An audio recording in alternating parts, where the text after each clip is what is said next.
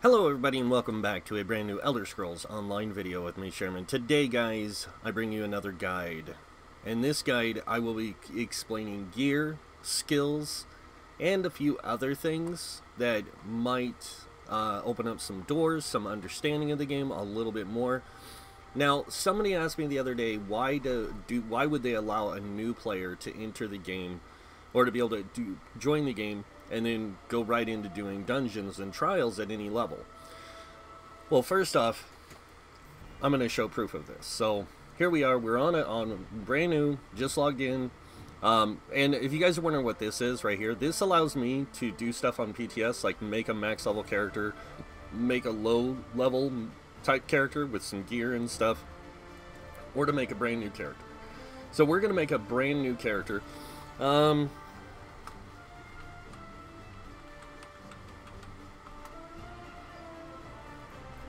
We'll give her a first name.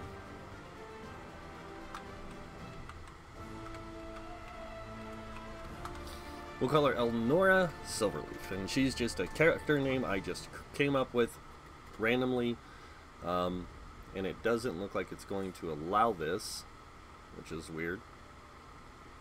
It ends with a letter. Oh, no, it doesn't. There we go. So, doesn't matter race, class, whatever. I'm just going to create it, and I want to show you guys. I'm going to skip the tutorial, and I'm going to show you guys how you can go right to a trial or a dungeon at level 1, or the level you start at the game, and you can enter it. Now, the reason why this is allowed is to allow people, and I know this is going to sound extremely crazy, but it's to allow people to gain an understanding of the game, so that they can learn the content that they're getting involved in. They can learn the mechanics. They can learn to play those mechanics. They can build their character through those mechanics. So this allows people to do that kind of thing with very little problem. So here we are, brand new into the world. I'm not even going to do anything except get my mount. We will use this Dark Stag. And as you can see, when you start a brand new character with no CP additives or anything like that, you end up with 14,000 magicka, stamina, and health, and 17k health. This boost is what it's called, is to boost your character to be more on a level playing field of somebody at a max level. So if I went into the game and I started earning gear and stuff, my stats, when I have all my gear on, would be equivalent or close to that of somebody at max at CP 160. So, and I gotta do this. This is gonna drive me nuts otherwise. Oops, gameplay. We gotta turn off that tutorial thing because it'll keep popping up on the screen. So, going over some of this, and if you guys heard that loud noise in the background, that's my furnace. It is right outside my bedroom. There is nothing I can do to quiet that thing down. It's just loud. And if I close the door, my room gets really hot, and I don't like that.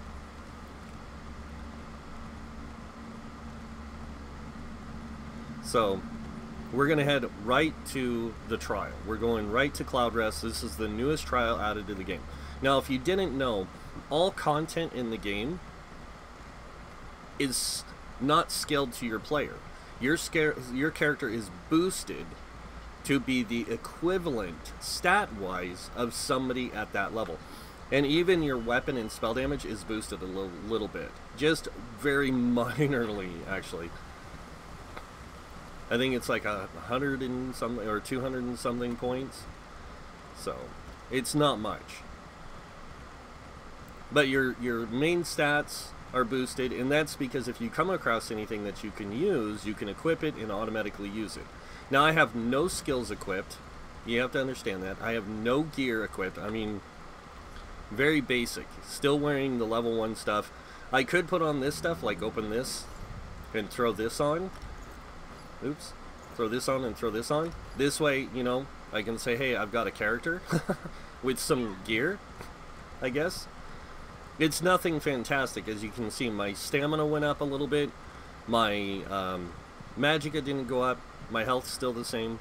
We're just going to go over here and we're going to tackle entering this trial. And I'm just going to enter it. I'm not going to do anything.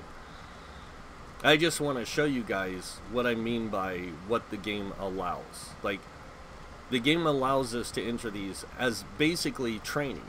It's basically a training thing. The normal difficulty of most content in most games when they have difficulty scales is the normal mode is there to train you to understand the layout and the mob placement and the mechanics, so you can build your character through that content to get greater understanding of it and get greater understanding of your character. And this is what the whole game is designed to do. It's designed to help you build your character. It's designed to help you grow your character into something more.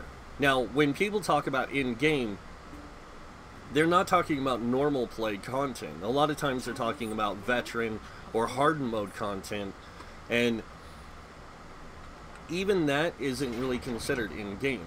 It's what people consider in-game. The devs themselves will probably say that in-game to them is the whole game, because it is. Because your character, even though you progress, like if you look at my gear here, that's white, it has an armor value of 1592, and it has 668 stamina, which is, when golded out and everything, is the same as wearing gold armor at max level. And the enchant would be the equivalent. So, even as I progress, I'm wearing equivalent to CP 160 gear, it's just that I can out-level it. And that's where character progression comes from in this kind of a game. See, this game doesn't really have character progression and growth, besides unlocking new skills and adding more stats to your character.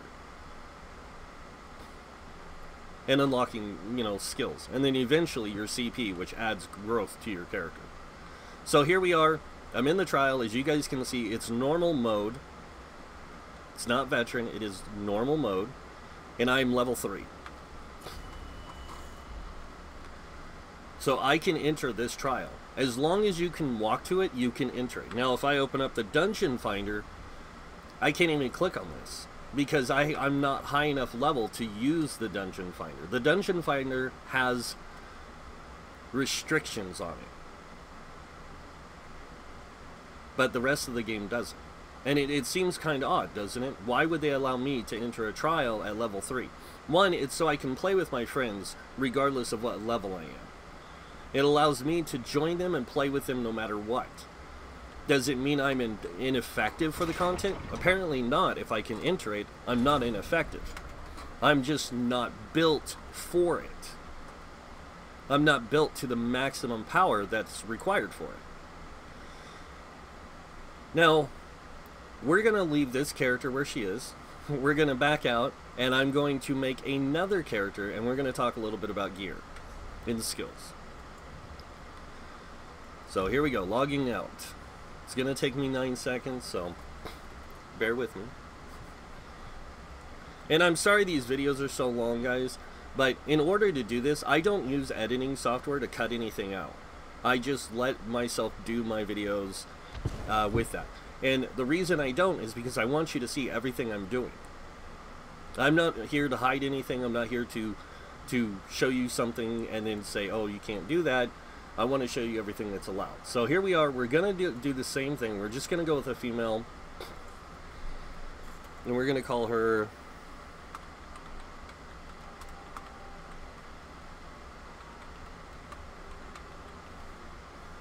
Laura Silverleaf.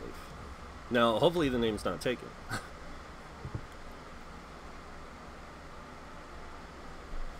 Now, what I did was I changed it to where I could be a level 50 character with max CP. Even though I already had max CP on that character, I didn't place any of the points or anything because I was just showing you something. But now that I'll have max CP, I'll have max skills, like available skills to me. I'll be able to unlock any skills that I want. And I'll be able to show you different gear structures, setups, play styles, different things like that. So this is a video that really is me showing you how you can set your own play style or your own comfortability to the game.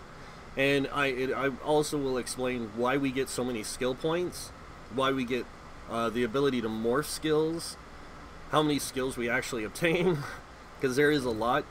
So I just basically remade the same character, a high elf dragon knight. Now, again, I need to do something because I will go crazy if I don't. And I won't literally go crazy, but I will do some stuff here. Yes, I play with a very simple keybind system because I have very long fingers, so I can reach across the keyboard with no issue when it comes to activating skills. So even if I were to change my keybinds, but I only have a 2-button mouse, so I'm gonna go ahead and do this. I'm gonna close this out. I'm gonna do this real quick because I hate having the mail thing show up. Really?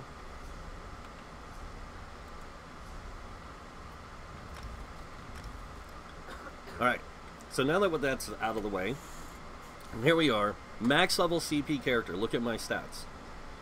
7,000, 7,000, 8,000. Nowhere near what a new player coming into the game has. Now you gotta think, if you're an existing player who's already at max CP, you can apply your CP to that character, even at level 1.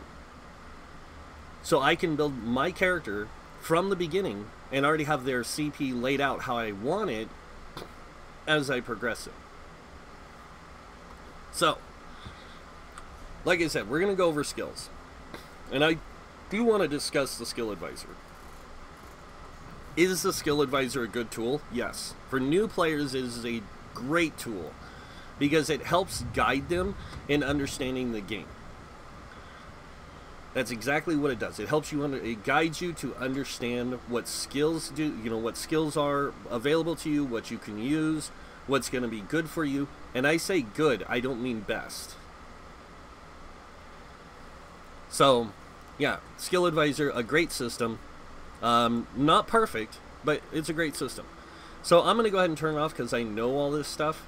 And instead I'm going to go over, picking the right skills, understanding what skills you should use to level with, how you should set your bars to level, that kind of thing.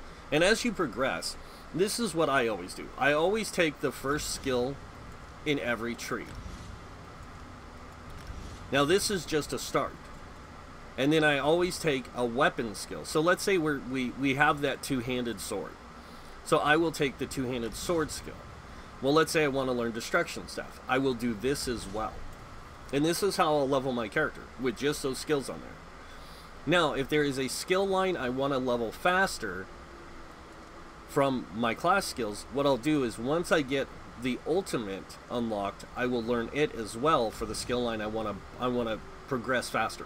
Because the more skills you have on your bar of a certain type will progress faster. So if I had all Ardent Flame on here, they would level, this skill tree would level super fast. Because that's all I'm focusing on. But you don't want to do that. You want to focus on the things that you're going to use while you're progressing your character. This way, you can progress all of it at one time. So, when it comes to armor, it's the same thing.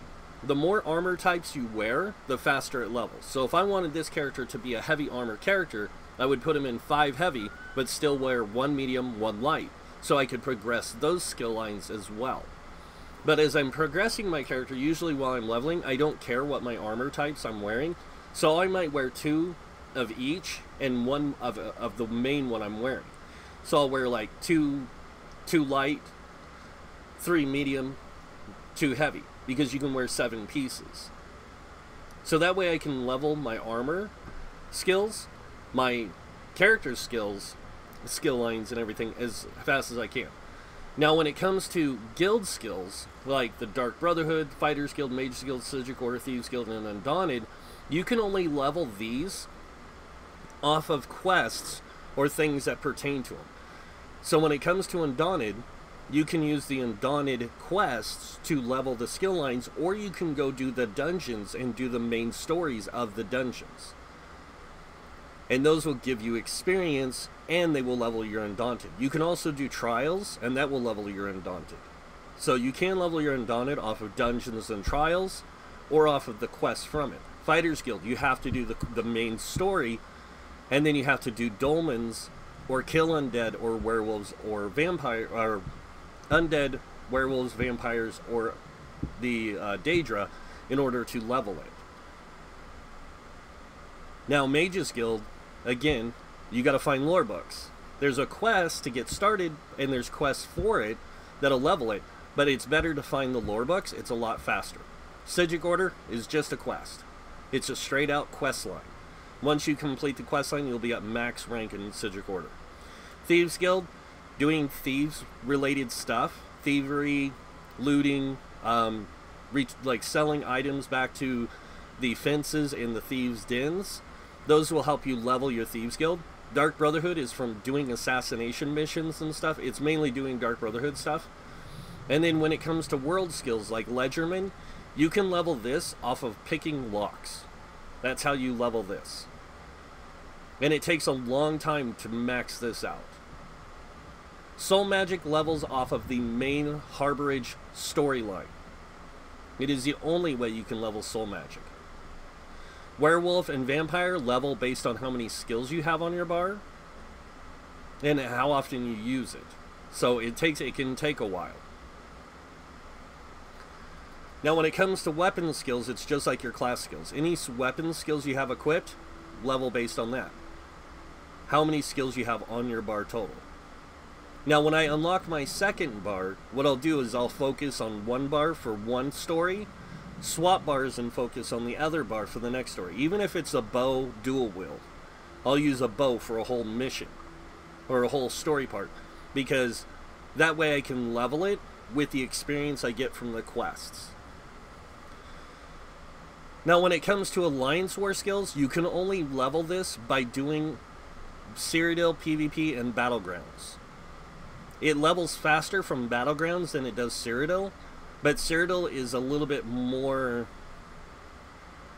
progressive when it comes to how much AP you can get versus Battlegrounds. Battlegrounds is a kind of a set amount, where Cyrodiil is set to what activities you're doing, capturing keeps, killing players, that kind of stuff. But it's really easy level. Your racial skills level off of your max level of your character. You unlock your final racial skill about level 45, maybe 50. I don't remember. It's been a while since I leveled the character to 50. Your crafting skills level off of the craft. So if you're doing alchemy, making potions, it'll level off of that. Blacksmithing will level off of anything with blacksmithing. Crafting, deconstructing, researching doesn't do anything, but crafting and deconstructing does level it. The same thing with clothing, enchanting, jewelry crafting, and woodworking. Provisioning and alchemy require you to use crafting only to level them. You can't deconstruct anything. You have to craft stuff. They are the fastest at leveling, though, and they level super fast if you know how to do it. So that is skills and how you level them and progress them. And my way of doing it, a lot of people have other ways of doing it. But once I have this set up like this, what I do on the back bar is I will take the next 3 skills in my line and I'll put them on the back bar. Even if I'm using a bow, even if I'm using something else, and I only use those skills all the way to max, all the way up to level 50. Unless I choose to do dungeons to help level my character. Now if I do dungeons also, I will make a build as I'm progressing my character. So I wouldn't advise that, but what I would advise is doing this. So this way you have 3 skills here, and then on the back bar you'll have the next 3 skills. So I'll have like Searing Strike, Dark Talons, and Molten Armaments, and then I'll have the same thing from over here. I'll have another 2-handed skill, and I'll have a Destruction Staff skill. But this bar, I will actually be using my Destruction Staff. And then if there's a class line I want to level faster, I will choose it. Like I want this one, so I will do this. And I won't take any morphs. I will just use the skills that are available to me. And the reason I don't morph it is because I'm saving my skill points for when I get to max level so I can build out my character in a proper fashion. And that means once I hit 50, I jump to CP, my max CP, so I can wear CP 160 gear. So I can just build my character out from there. Now, before I get any further, people ask me this all the time. Why do they give us so many skill points? Because if you didn't know how many skill points you get in the game, they give you quite a bit. So I'm going to use a respec scroll. Oops. Oops, I want to do this. To unlock all this, or de-unlock it all, so I can show you how many skill points you can get in the game. You don't get this many right off the bat. You have to earn this throughout the game by finding sky shards, doing main story quests, doing things in Cyrodiil, there's some dolmens activities that give you skill points. There's some all dungeons when you complete the story give you a skill point. All trials when you complete the story give you a skill point. All main quests of an area give you skill points, even in DLCs. And all, I don't know if all delves and public dungeons when you complete the story give you a skill point, but there is sky shards as well throughout the game world, and all those places, as you can see, we have a total of 267 skill points available to us in the game right now. Now, or 367. Now, why do they give us 367 skill points if we only use two toolbars worth of things? And this is why. Let's say you want to use Destruction Staff. So you unlock every Destruction Staff thing. Now, why are you going to unlock every Destruction Staff thing? Well, this is in case there is a time when you might want to use one of these skills. So why would you want to use one of these skills? They're garbage, right?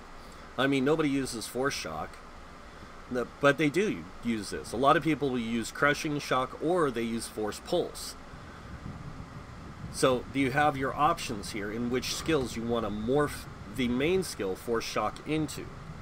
Now, in my case, I like to use Force Shock because I like to interrupt enemies and set them off balance. Now, you have to understand something about the skill system as well. Every skill in this game has three distinct things to them. They do damage, they can do control, or they can do support. And they have that built into them. For example, when you look at this skill here, Crushing Shock, what does it do? Right up front you can see it does damage. But then the enemies while casting are interrupted, set off balance, or stunned for 3 seconds. And stunned for 3 seconds. What does that mean? Well, that is a control factor of the skill. That skill has a control factor built in for the morph. The base version doesn't have that. It's purely damage. Now when you look at this skill, Force Pulse, this deals damage and damages nearby enemies that are burning, chilled, or concussed. This is basically a damage skill, purely. This is basically a damage control skill. And this is why I like this skill. Now, what about Wall of Elements? When you look at the two versions, there's Unstable Wall of Elements and Elemental Blockade. Now, Unstable Wall of Elements, if you look, depending on the type of staff you're using, you get damage. And in the case of fire, you get more damage. In the case of frost, you get a chance. And this is just chance stuff. To increase or to reduce movement speed and immobilize enemies. You always reduce their movement speed with ice. Unstable Wall of Storm sets concussed enemies off balance. So the two of them have control factors to them, while one has damage factor. Then when you go down here and you look at this, they still have those same factors, but this one increases the duration of the wall, while this one adds another element of damage.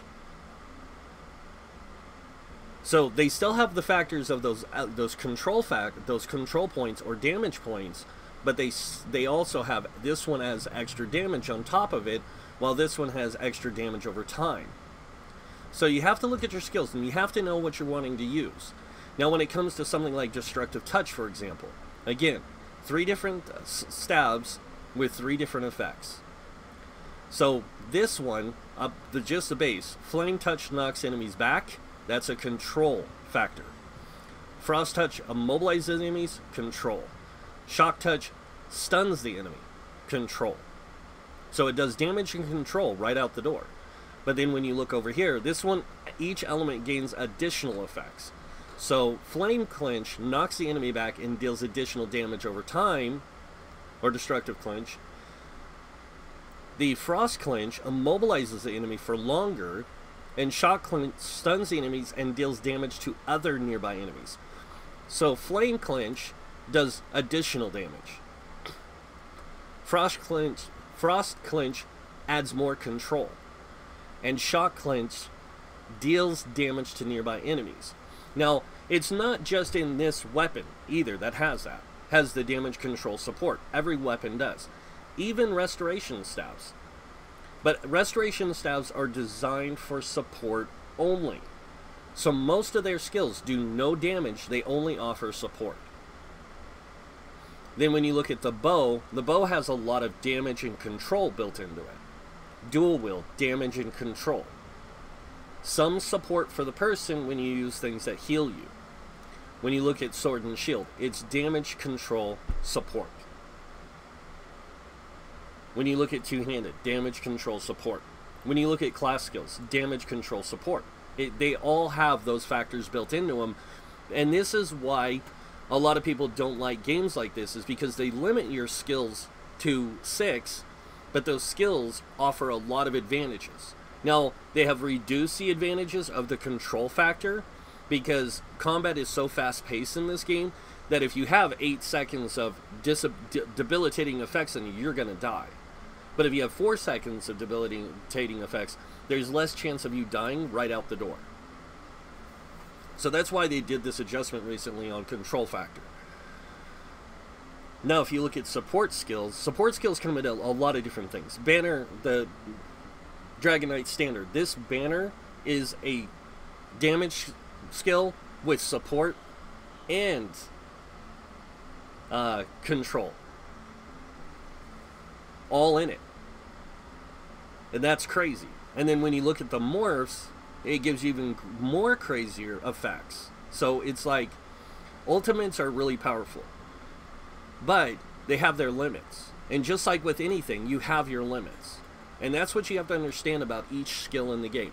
And why they give us so many is so that this way we can build our characters out into what we want to play when it's needed. I had somebody ask me one time, why do you have Dark Talons unlocked on your DK healer? And I told him, I said, because there's times where I'm playing in a group and we don't have this. And I like to help control. So having this allows me to help the group by holding the mobs in place and allowing them to burn them down faster. On top of that, I can make it do extra fire damage on top of that. And being a mag DK healer, I get bonus to fire damage. So, because I play a high elf, I get a 4% fire damage increase. So using the things that benefit my play when I'm playing really adds to that. Now, if I was playing, let's say, a Dark Elf, I'd get greater fire damage. But if I was playing an Argonian, I wouldn't get as good of fire damage. So I could go either way with this, fire or magic. So that's where you have to look at the game. You have to look at what race you're playing, how they affect you, and are they going to benefit you from this. So once you understand how skills work and how they can affect you in each and every scenario of the game, from PvE overland to delves and public dungeons and world bosses to group dungeons to trials and to PvP, whether it be Cyrodiil or Battlegrounds. Now you gotta understand, Cyrodiil is open world PvP with within a PvE environment, because there's actual enemies in there. There's delves, there's dolmens, there's all kinds of stuff in Cyrodiil. Battlegrounds is just purely PvP Battlegrounds. There is no PvE element added to it. So in there, we don't have CP. So you have to learn to play this balancing act of your character between those two factors. Cyrodiil PvP, which has CP and non-CP, and then Battlegrounds with no CP. So understanding your skills is very important. Understanding how they can affect you in a group dynamic is very important. Do I use a lot of these skills that I have available to me in all aspects of the game? Yes. Do I use them in like, do I use, say, reflective plate or reflective scales in PvE or PvP? I use them in both. I use skills that people tell me are only PvP centric in PvE as well, because I know that they work in both areas. Because all skills are designed to work in both areas. Except for Alliance War skills, most of these are designed to work in both, but are designed mainly for the PvP experience. Including Warhorn, including Barrier, all this stuff is designed for PvP. But people still use it in PvE because you can use it in PvE. Is there a reason to use Revealing Flare in PvE? No. There really isn't. I mean, even with the morphs, when you look at them, Lingering Flare, or this one. Now, this one wouldn't be bad, because there are enemies in the game, in the base game, that do go invisible. So you could use this to make them revealed and do damage over time, but it wouldn't be that effective in most cases. It would be a very select thing. And that's what skills are. You have to look at that too. When it comes to your skills and what skills you use in the game, it comes to selective use. It's kind of like when you hear people say, oh, well, a healer needs to use like these 10 different sets, and you need to learn to switch between them and stuff along with your skills. Well, you don't need to switch between your sets. Your skills actually play more importantly into that. And it's okay to switch a skill out while you're in a dungeon. Usually I can do it on the fly, unless I'm like playing up with a controller and I have to stop to do it. And then usually I just let my group mates know, hey, I'm switching some skills, give me a sec. Because this next boss, I'm going to need these. And they'll be like, okay, and I'll switch them. Unfortunately, on PC, fortunately on PC, we have tools called add-ons that we can use that will allow us to auto-swap skills, auto-swap gear, and in some cases even CP. But it's really not necessary. It just makes things faster. So, do I switch out whole skill bars? No, I switch out 1 or 2 skills sometimes. It just depends on the situation. A lot of the times when I release builds, I don't show you all the skills I would suggest unlocking, because I would suggest unlocking all your weapon skills, all your class passives, all your class skills, because you never know when you might need something. Somebody asked me one time, like, why would I need spiked armor or the morph as a DPS? Because you never know if you'll need it. And that's the point. You never know if it will benefit you or not, because you're not used to using it. But as soon as you use a skill and you see the benefits of it, it'll change your mind. Like when somebody asked me why I was using talons on my stamina DK.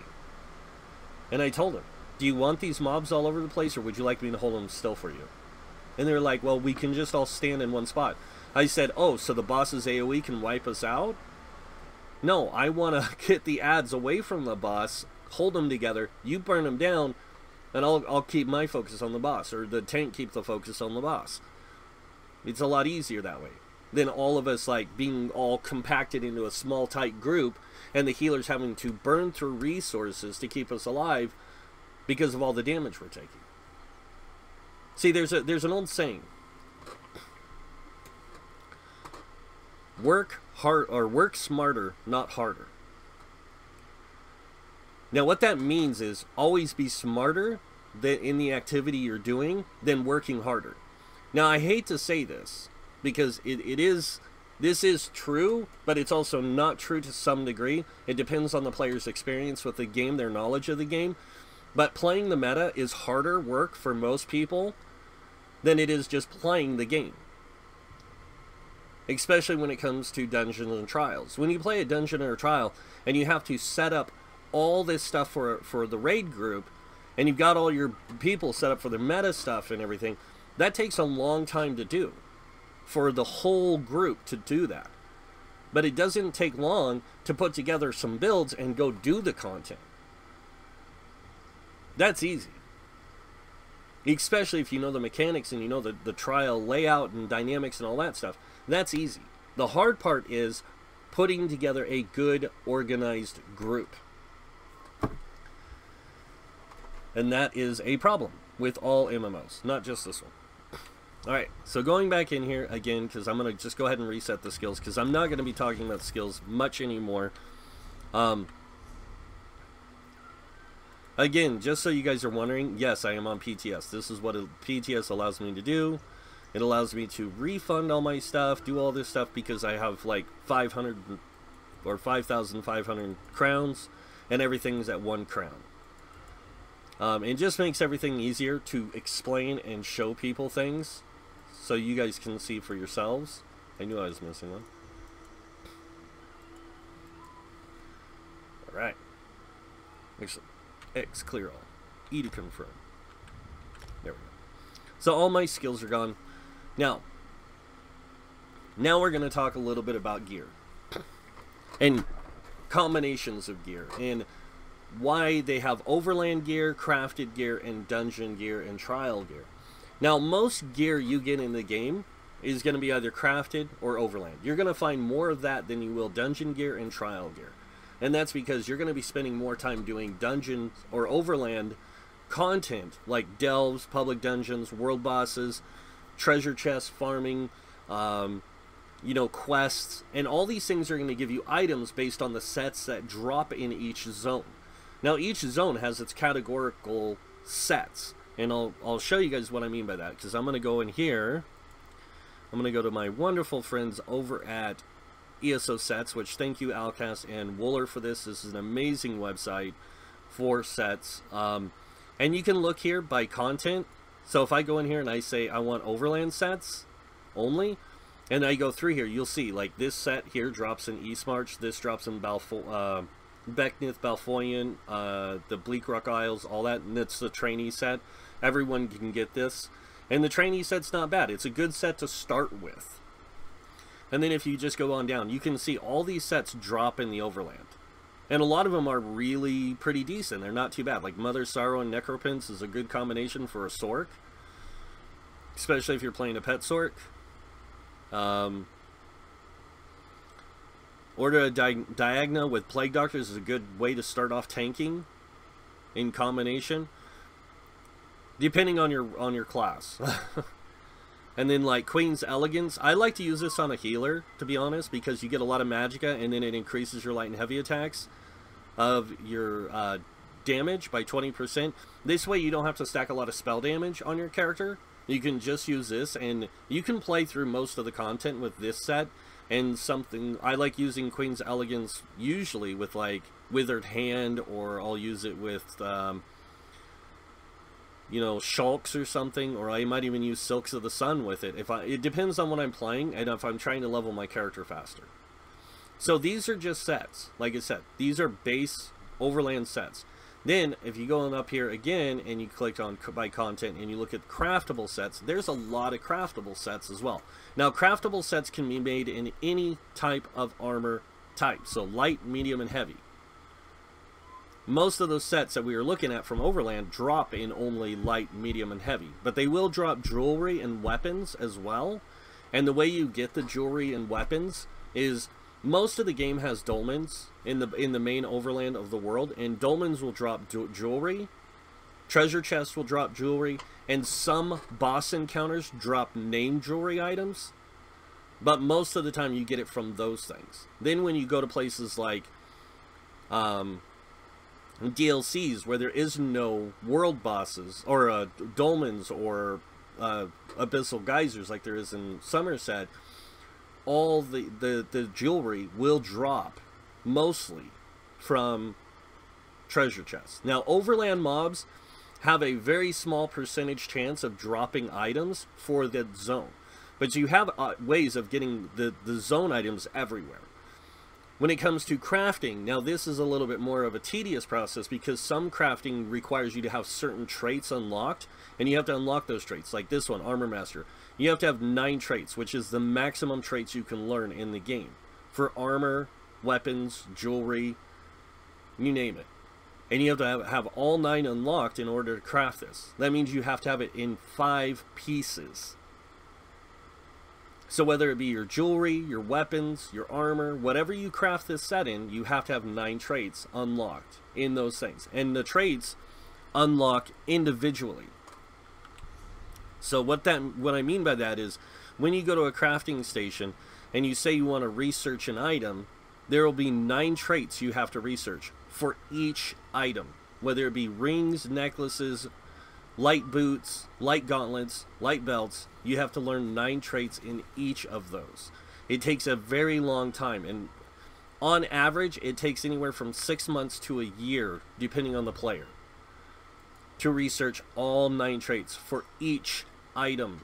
Like I said, it's not across the board. It's every item has its own individual traits you have to learn. So the one thing you have to understand about crafting is crafting's tedious. It's a long process. It's no different than farming gear, but if you work at it while you're playing the game and you're picking up items and looting them and deconstructing them at the different crafting stations, from woodworking to blacksmithing to tailoring, I think it is, or clothing making, and then jewelry, you can actually level all your crafting. Usually by the time you get to 50, you can max it out at 50, but traits is a different story. Most of your traits you won't have unlocked. In fact, you might only have 2 or 3 or 4 in each thing, in only a few items. So it's a very long and tedious process to do crafting in this game. But crafted armor is just as good as overland dropped armor, and some, in most cases, even dungeon armor. Now, the way the game is designed is it's designed for you to obtain a crafted set and an overland set, or 2 overland sets, to get you into dungeons. Then once you get into dungeons, you can use a dungeon set, a crafted set, or an overland set in any combination. And then when you get into veteran mode dungeons, you get monster sets. Now in this game, you can wear 2 5-piece sets. So you can wear 5 up here, so you can wear the chest, the belt, the boots, the legs, and the feet of one set. The monster set, which is always head and shoulders. And then you can use 3 jewelry from another set, plus 2 weapons, or 1 weapon, because 2-handeds in this game are counted as 2 pieces of an item, or of a set. So you can do that, and you can build out your character this way by garnering all these things. And then you can build your characters yourself out by upgrading the quality of this gear. Now, gear quality comes in 5 categories. The base version, which is what you craft it at, is going to be a white quality, which is the basic quality. So when you craft an item, it starts at the basic quality. And I'm going to do something real quick. So I'm going to upgrade my crafting so I can show you this and the quality thing. So here we are, the different materials starting at level 1. This one starts at 16. This one starts at 26. This one starts at 36, 46, 50, or CP10, sorry. And that's the thing you have to understand. This is CP10, this is 40, CP70, CP90, CP150.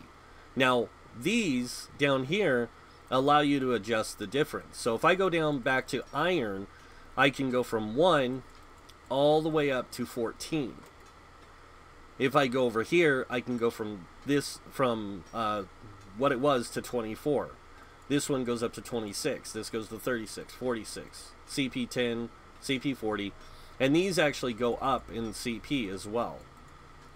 So this goes up to CP160, and this is the max quality of gear you can get in the game, or max level of gear is CP160. All gear in this game is going to be baseline CP160, or baseline white quality, and then you can upgrade the quality through this, and they start really simple: normal, fine, superior, epic, and legendary. Now, you will get a lot of fine, superior, and in some cases epic gear as you progress.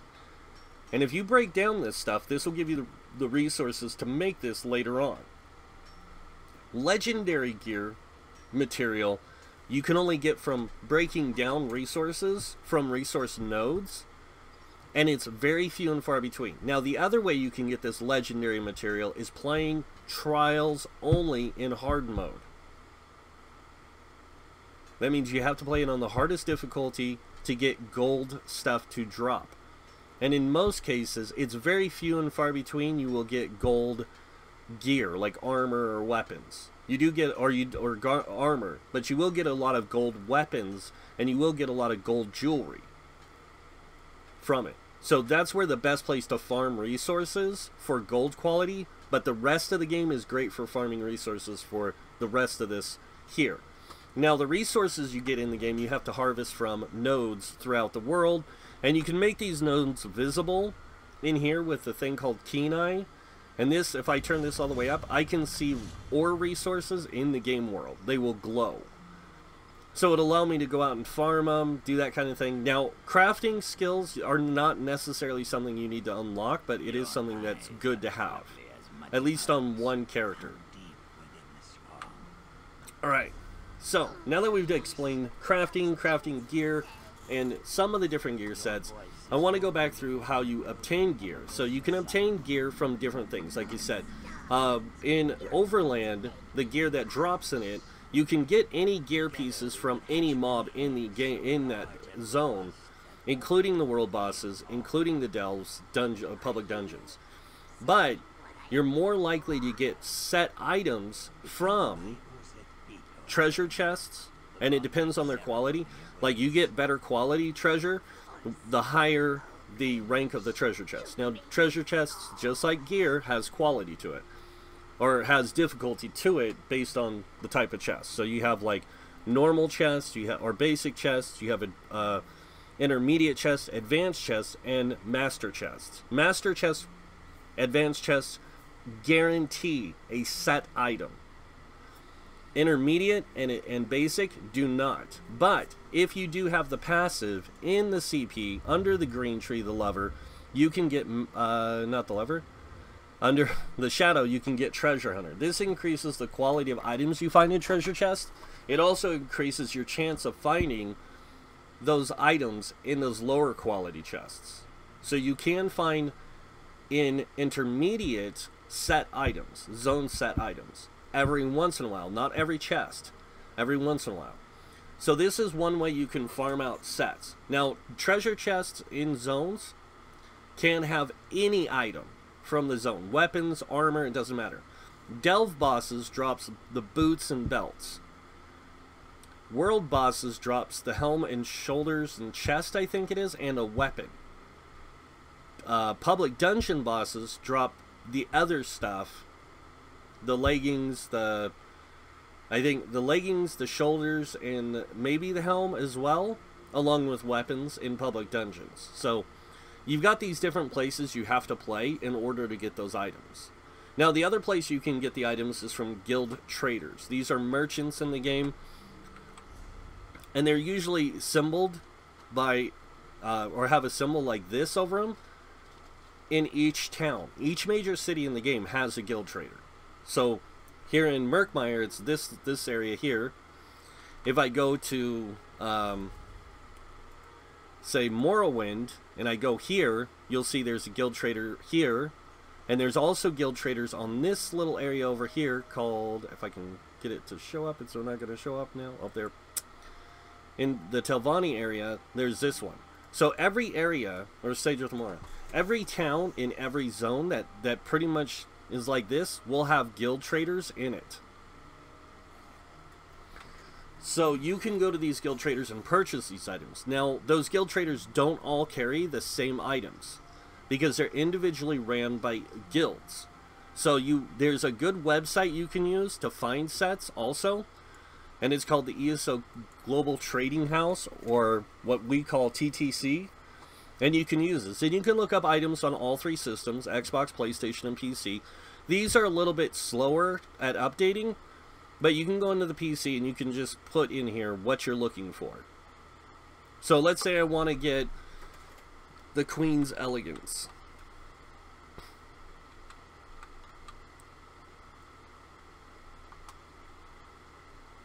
If I hit search, oops, if I hit search now, it's going to show me the Queen's Guard ring. Now, is this part of the Queen's Elegance set? No, it's not. You actually have to find Queen's Elegance in this, thing. You have to find out how to spell, you know, the right way to.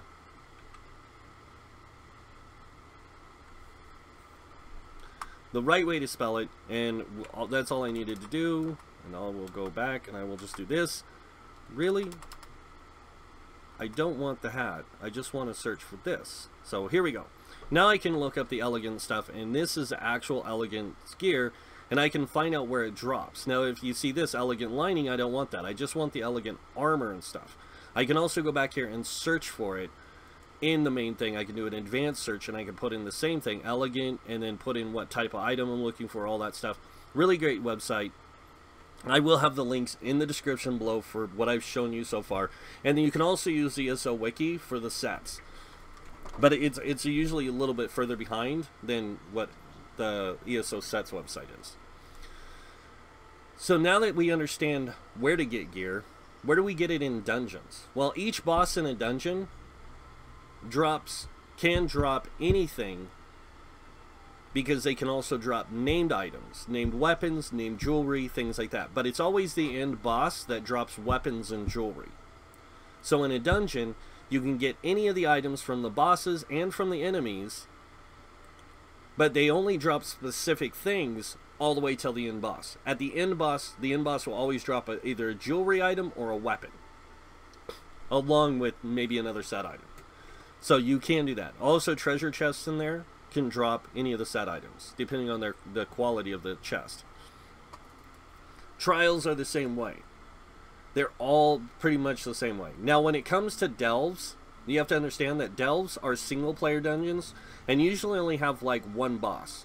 Public dungeons usually have anywhere between 5 to 7 bosses inside them, maybe more.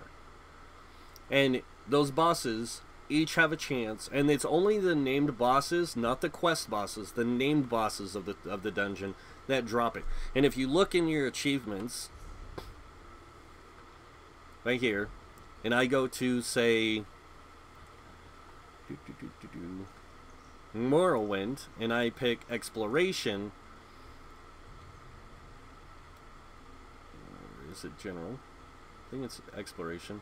Forgotten Waste Conquer. This is the bosses inside the Forgotten Waste. Then there is the,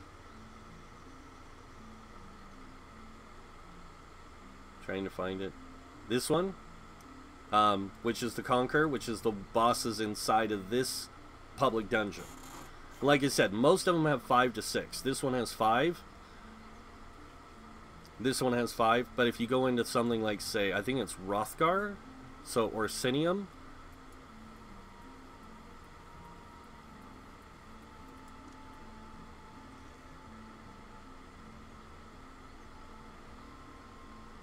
I don't remember the Orsinium things, but I think this is one. Nope. Yep. That's one. That's one of the public dungeons there. And an older Orsinium is the other. And as you can see here, this one has 5, but this one only has 4 world bosses. Or 4 bosses in it. This one has 5. So they change based on different things. And even the overland zones have the same thing. If I go to exploration, I pick the different, like, Aldemari domain. I can go through here and I can find the different conqueror things for the different delves or public dungeons. And this way I can see which ones I need to kill for that completion of that place, to get that 100% complete on the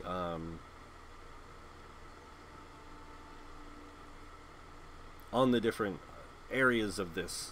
So dungeons also have their achievements and stuff like that, but I guess I can't really get to the point of it. But yeah, so just make sure you know what you're doing when it comes to that stuff with your farming gear. And that's how you can gear your character out. Now, gear comes in a multitude of different options. As I was mentioning earlier, they do come in a multitude of different options. And in some cases, some of the sets do share similar functions. So I'm going to go into light armor, and I'm just going to go through and show you guys what I mean by that. So if you look at this set here, it has max magicka, spell crit, spell damage, and then the 5-piece adds magic recovery, stam recovery. But if I go down here to this set Bloodroot's Touch, or Bloodthorn's Touch, it gives me spell damage, magicka, magic recovery, and then when I deal direct damage, restore X amount of magic or stamina. This effect can occur once every 5 seconds. But if I go down further and I find, say, Burning Spell Weave, this one does magicka, spell damage, spell crit. Now this does very similar to Amber Plasm, which I showed you the first time, but the 5-piece bonus is different. Now if I go down to Galaran's Legacy, this one gives me crit, spell damage, and then it has a 5-piece bonus. So this gives me 2 things of crit, 1 thing of spell damage. Now there's other sets that give you 2 things of crit, either spell damage or max magicka, and then they give you the 5-piece bonus. Like this right here, Combat Physician, gives you 2 spell crit, 1 max magicka, and then the 5-piece bonus. The 5-piece bonus is what you're looking at on most sets, and the other benefits it offers. Now, a lot of times, taking a set like Combat Physician and Amber Plasm and putting them together is a good combination, because it's going to give you 2 things of crit here, 1 thing of magicka, and then if you go up to Amber Plasm up here and you put that into hindsight. Now, remember, I didn't say this was a good option. I said it's an option. But this one gives you magicka, spell crit, spell damage, and then magic recovery and stamina recovery. So what I mean by this is an okay option is this is one option that you can put in combination when it comes to the 2 5-piece sets. Now when you add in a monster set, you can have it do a multitude of different things as well, because monster sets are 2-piece sets that are dependent on the depending on the type of monster set, depends on what kind of benefits you get. So in some cases you can get a 1-piece bonus or a 2-piece bonus. Now you can use 2 1-piece bonuses from monster sets. That way you can use like this Balrog, where you'll get the weapon damage and spell damage, and then you could use something like Chokethorn to get extra magic recovery. Or you could use just the Balrog benefits, where when you use an ultimate ability you gain weapon and spell damage for 10 seconds, equal to twice the amount of the total ultimate consumed. And you can do that. Now, utilizing the combination of sets that you want and the benefits it's going to give you is really something you want to build for. So when it comes to most cases, when it comes to, let's say, a mag DK, they're going to use something like, in the end, they will use like Burning Spell Weave.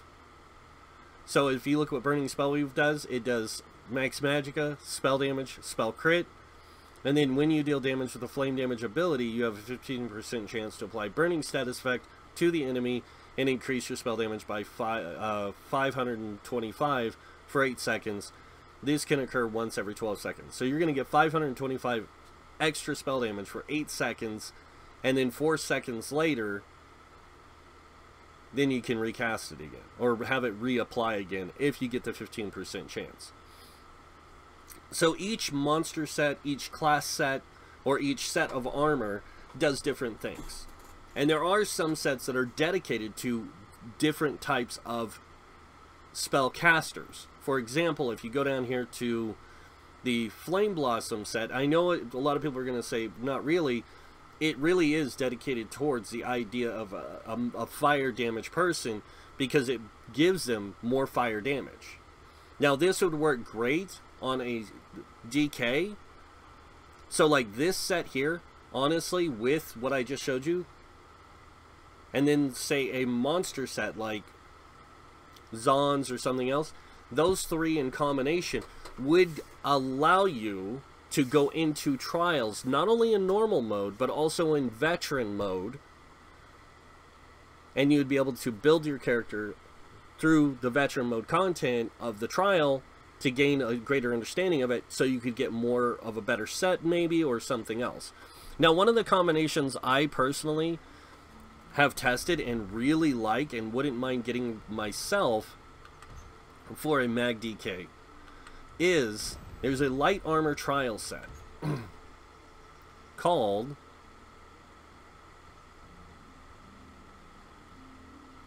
Soria. This is, I really like this set because of what it does, but this one you have to really stay still on, so I don't really like it that much.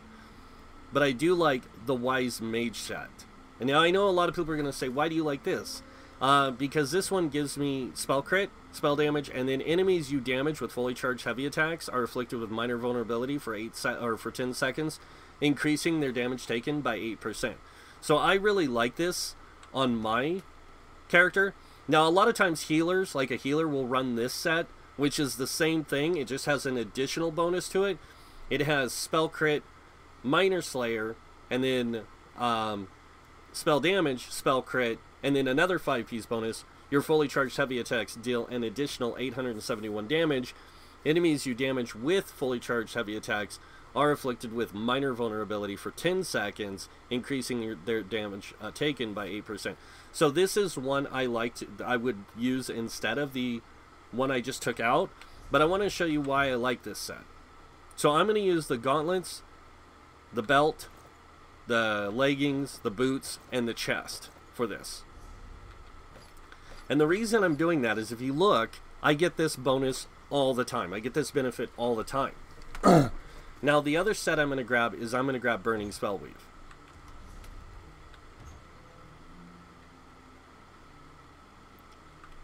And with this, I'm going to grab the weapons and jewelry. Now, the jewelry I'm just going to open up and put on. And I'm only going to grab one weapon from here. I'm going to grab a staff. One fire staff. The reason why is because I'm also going to try and get an ability weapon later on. Ability altering weapon. Now, these are weapons that you can only get from specific activities. So, like what I'm showing you now is Maelstrom weapons. These only drop in the Maelstrom Arena in Orsinium. You have to have the Orsinium DLC to play this. And then when you play it, it's a very challenging solo dungeon, or arena, if you will. So I'm going to grab the Destruction Staff.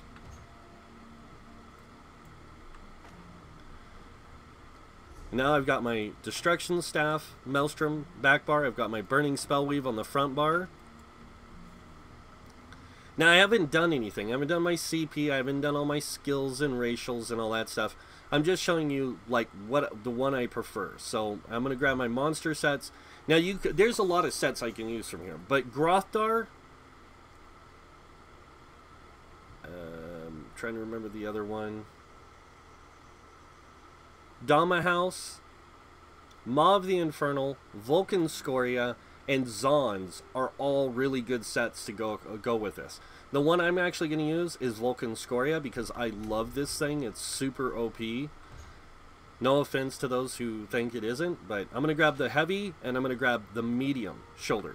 Because I'm wearing 5 light pieces here, I want to wear 1 heavy, 1 medium. This will give me a greater benefit in my stats thanks to the Undaunted skill line. So here we are, 14k Magicka, 10k health, 8k stamina. Still not as good as that character that we made earlier, right? That we made level 1. Now I'm going to show you this. If I go into here and I place my CP, I'm going to do it all. I'm just going to place all my CP because I'm just going to build this build out while I'm explaining this to you guys. So I'm using a base formula here, guys.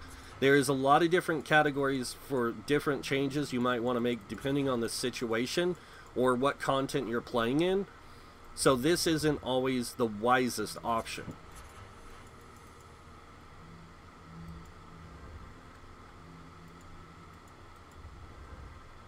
Actually, I'm going to put all 18 points in here.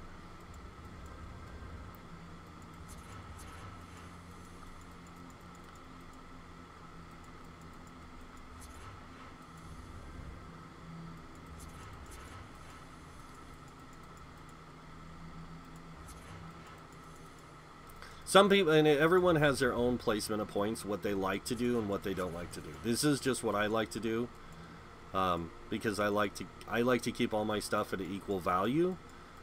So I usually like to keep around 20% on most of it.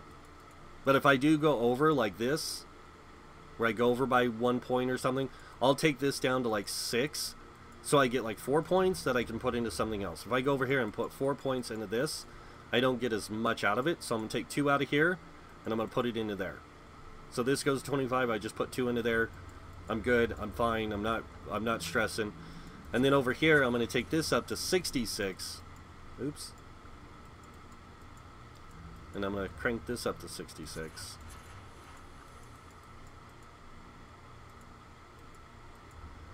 I'm going to put 56 in here. And then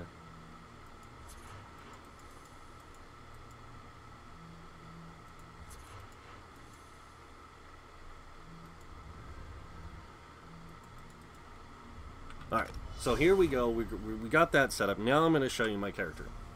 Much closer to that original. Even though I had 17k health on that other one, with 14k magicka, 14k stamina. But if you break it up, it actually comes out to, you know, and not quite the same, but pretty close. So, again, not perfect. Now I'm going to grab some food. I'm going to grab this. And I'm also going to grab the Witch Mothers. And then I'm going to grab me some pots, spell power pots. And I'm still not done. I'm still barely even touching the maximum potential this character has. So I'm going to do this, because this is what you would most likely do. And then I'm going to go ahead and do my racial skills real quick, guys. I'm actually going to do all the skills that give you, or that I want to use, so.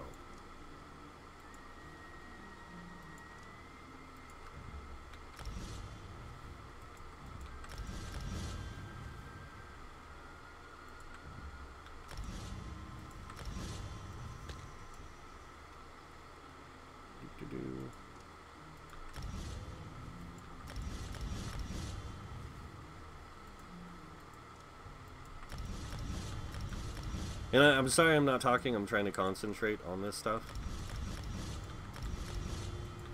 Oops, I need to go back real quick.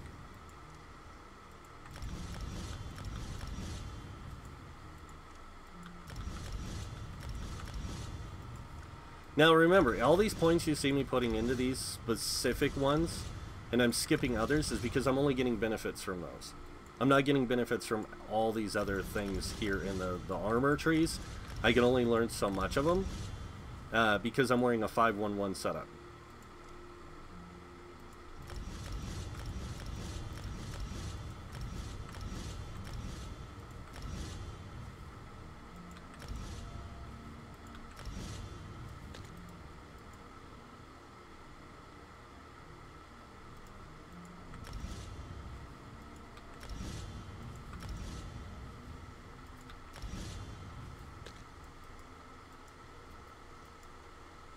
I'll never use that. I just like to unlock it because it's cool.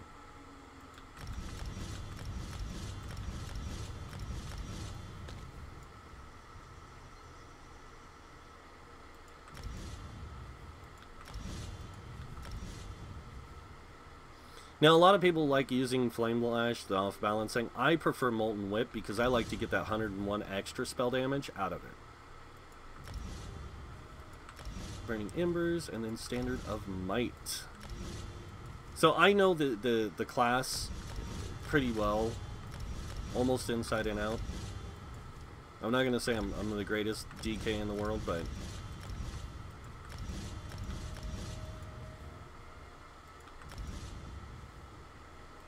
this thing is so OP. Let's see. Draconic. Nothing. Oh.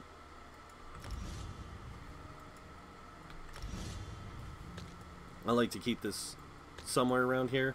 I'm going to go ahead and grab the light armor also for Harness Magicka tab on the back bar, and then nothing here. But since I'm doing this as a PTS thing, I'm going to probably parse it. I'm going to go ahead and use that. So now that we got all this done, these are the skills that I will use most of the time. Most. But if I'm in a situation where I need a lot more AoE, I might use something like the Elemental Ring, which releases a surge of elemental energy dealing X amount of magic damage to enemies in the target location. Deals damage at target location instead of around you. Now I could also take Pulsar, which does damage around me, and it also applies Minor Mangle, reducing max health by 10% for 30 seconds. So I'm going to do this one, and I'm actually going to swap it out here, because when I'm in a dungeon and I want to kill trash really fast, I can just go boom. And everything gets hit by that around me, and it also gets Minor Mangle put on it. Now I'm still not done because I need to do my food and everything.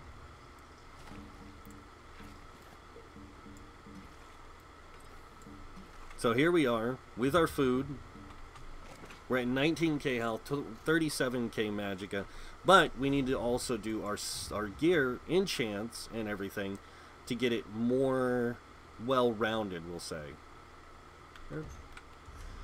So I'm going to grab armor enchants. I'm going to grab 2 magicka ones.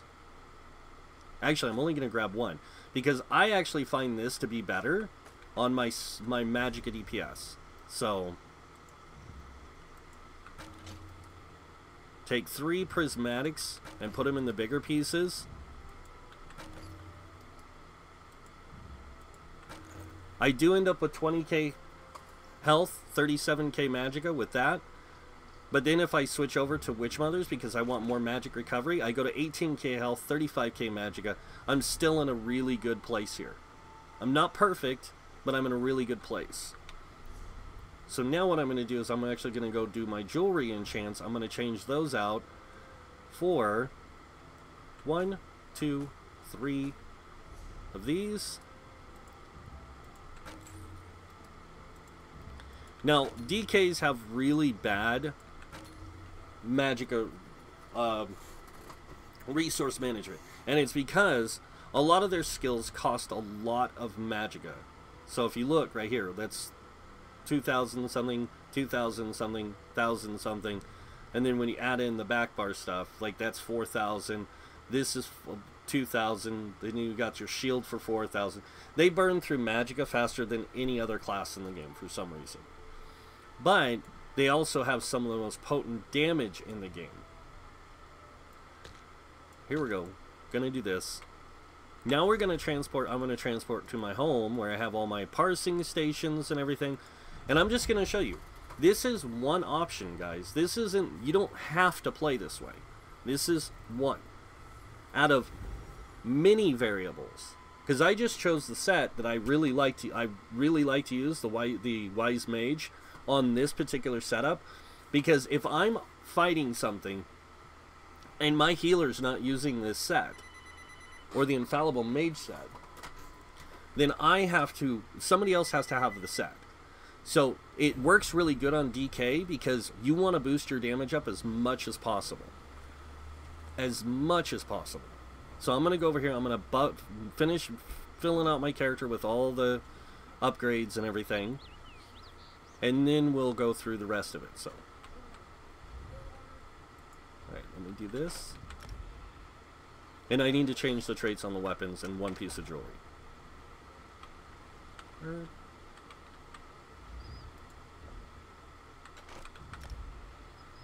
I do like Burning Spellweave, it's really nice. If you don't have Burning Spellweave, Silks of the Sun's another good one.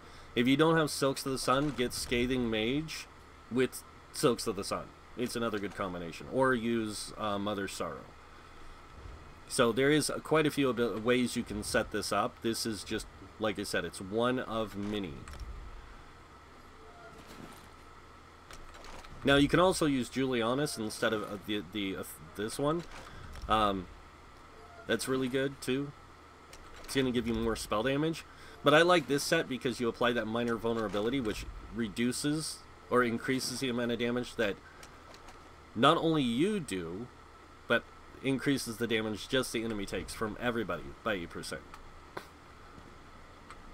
The only thing that sucks is trying to keep up the application of damage.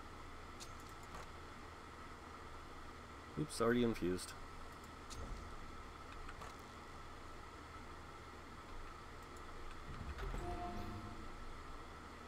Now I do lose some more magicka there. I go to 34k, but I'm fine with 34k magicka, guys. Now I'm going to finish out my weapons. And I like to use a weapon damage enchant with a flame enchant, but I do like to do things a little differently than some people. So on the front bar, I like to use the weapon damage enchant. On the back bar, I like to use the flame enchant. Now the reason I like to do this is because that flame enchant procs a lot off of that the wall of elements. So now that I've got that done, I'm completely done with the build. But I do have access to more skills than what I'm going to show. So I'm going to use my pot. Then I'm going to start my rotation.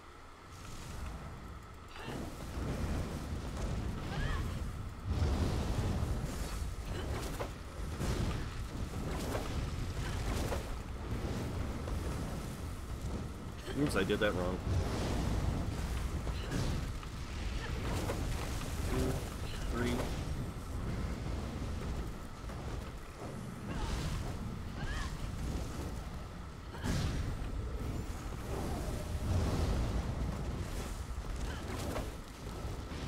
And you have to heavy attack too, so...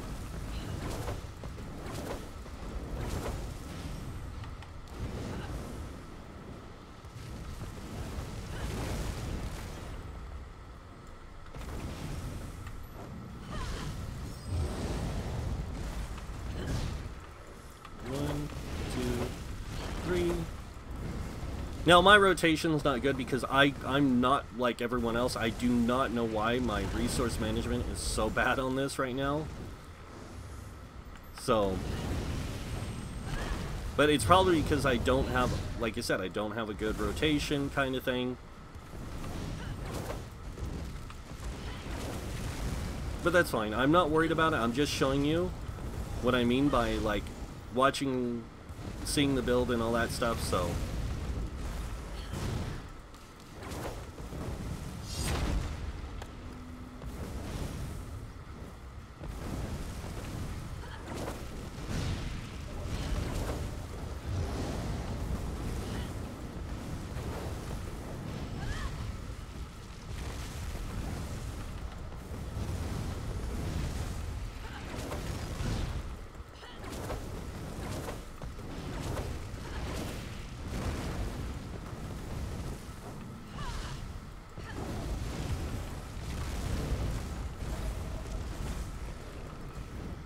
Okay, there we go. Well, it was 24k. For me, that's good. But it actually does a lot more. It can get a lot higher. Now, remember, I don't even have my Mana Stone yet, either.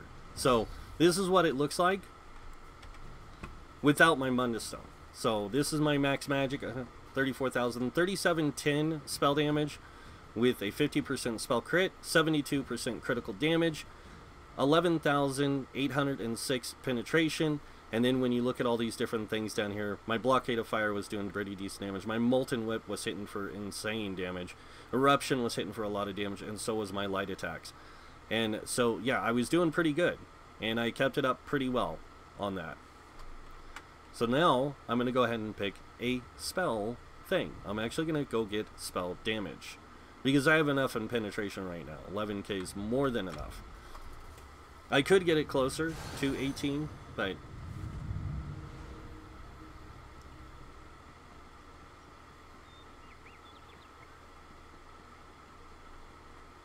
Now with the extra spell damage, I'm actually going to have over 4k spell damage with this. So I'm going to go ahead and buff up. And you want to make sure that when you do your rotation... 1, 2... 1, 2...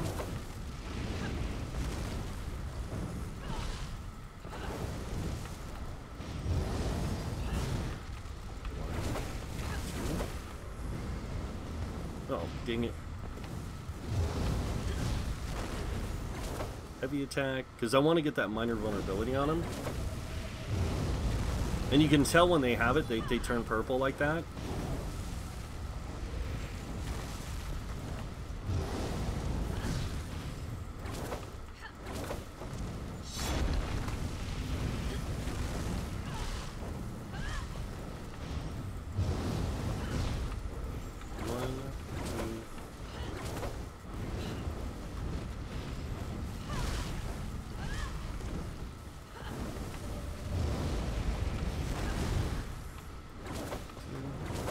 Heavy attack again. 1, 2, and then switch bars.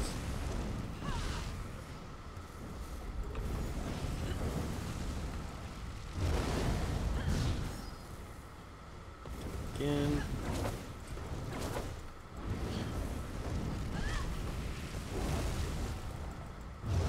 I know I did that a little too soon, guys, but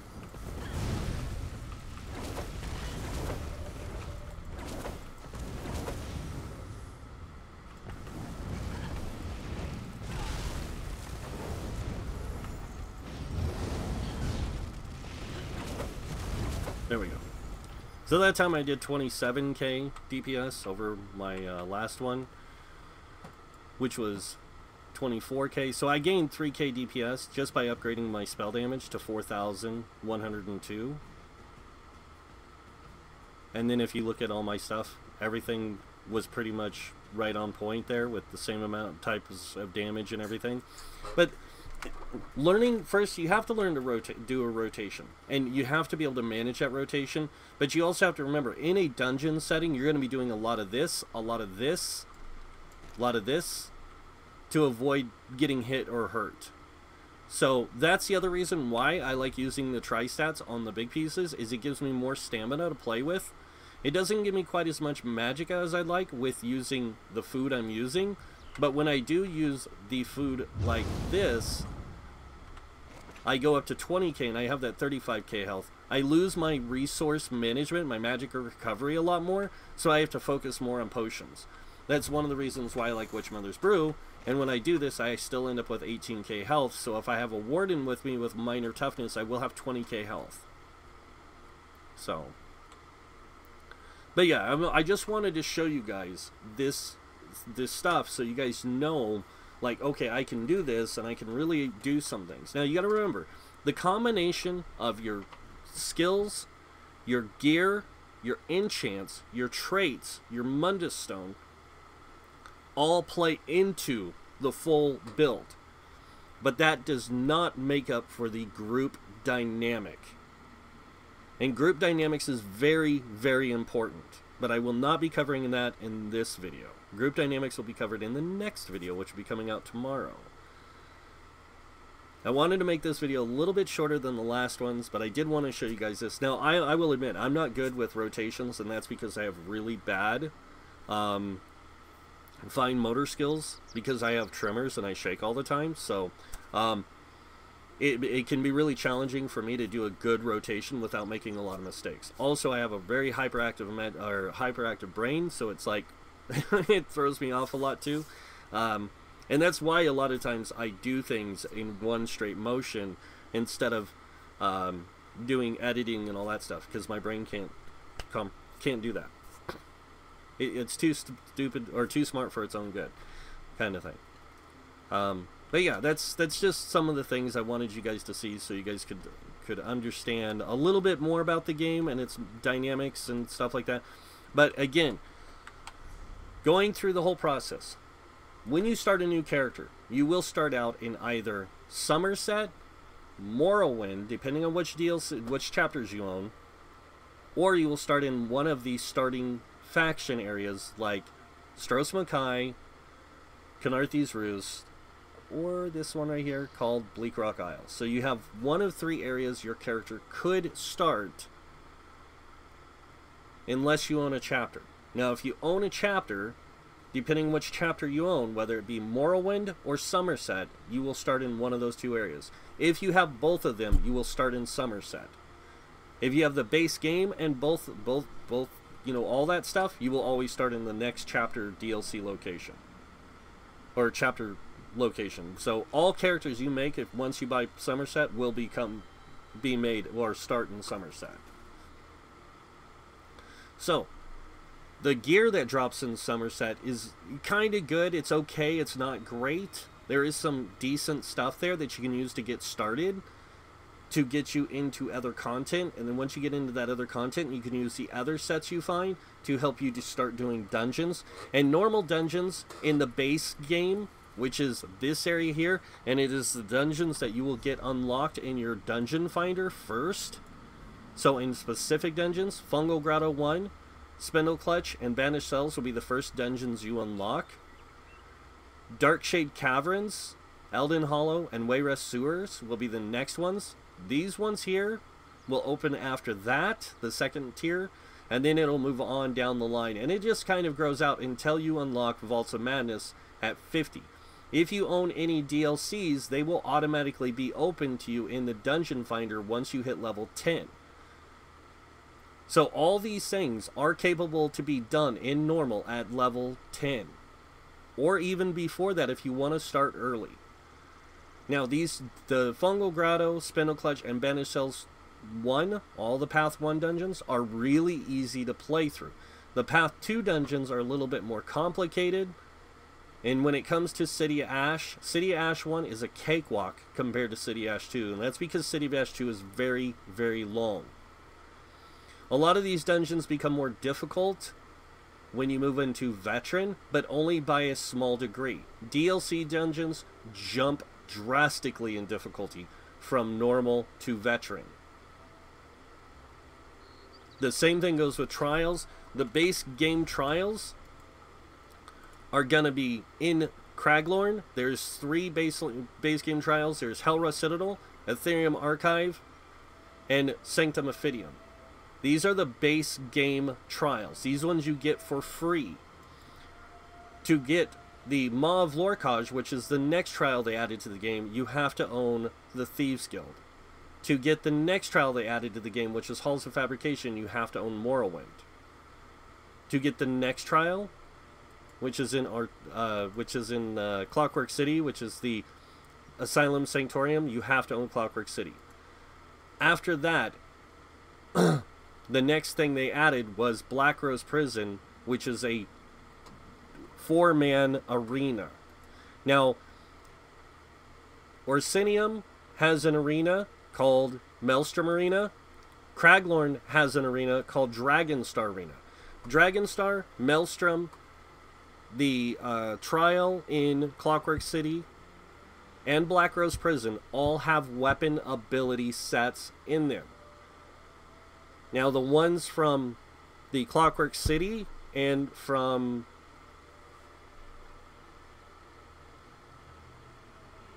which is the Asylum Sanctorium and the Black Rose Prison, all have perfect and imperfect versions. Same with Trials, which I'm not going to get into this whole perfect, imperfect gear stuff yet. But you can get those sets. But yeah, you can get some really cool sets throughout the game. And there's a lot of them that are really, really good. So, farm the sets you want. Use the sets you want. And when you get into a more skilled, experienced play, you can move up to the meta if you want. But it is not necessary. It is not required. It is something that you choose to do. Now, I prefer this, and this is would be considered a non-meta DK. But it works out really well because DKs have to do a lot of heavy attacks anyways to gain a lot of damage from their stuff. So, me being able to do this heavy attack on this enemy to get that debuff on them really helps improve my DPS, but it also helps improve my group's DPS, and I can keep this up a lot easier than most of the other people because I can throw in heavy attacks, like I said, on the enemy and keep that debuff on them really well. So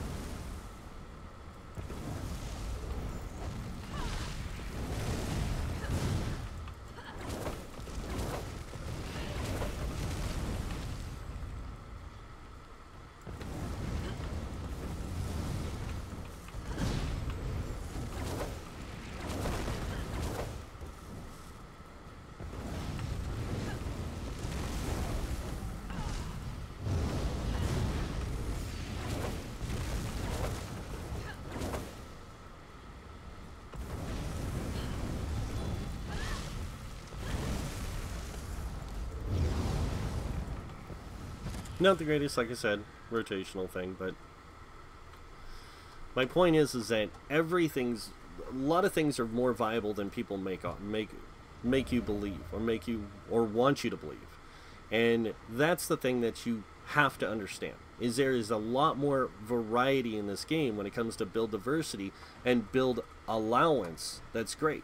And even now that I've shown you this, there's a lot of skills that I still have available to me. All these skills, like if I wanted chains to help my group pull enemies to us, I can use this to pull enemies to us. It also gives me a control or support ability, which grants me major expedition, and if I don't pull the enemy, I can actually get the resources back, and I can swap it out with that if I want to. And if I want to on the back bar, since I won't be using this, what I like to keep back here is either molten armaments, or just to be safe for my own protection, sometimes I like to use coagulated blood, because this will give me a heal if I need it, because I can just pop this and all of a sudden I have 12k health. And this just allows me to do that, and then it gives me 12% healing received. So I can keep myself alive while I'm in a dungeon or a trial with a group. I still have my shield, and I still have this. So, but yeah, you have a lot of options. Like I said, there's a lot of skills that you can unlock and use. It's just a matter of if you want to or not, or if you feel it's necessary or not. So please remember that when you make your character. Now, that's it for this guide. The next guide coming out tomorrow is going to be on group dynamics, group makeup, and how that works into dungeons and trials, and even into PvP. So, I want to thank you all for watching. If you guys like this video, hit that like button. If you guys want to see more videos by me, you can subscribe. Other than that, again, thanks for watching. Until next time, have a wonderful day, and you guys might see me in game. Bye.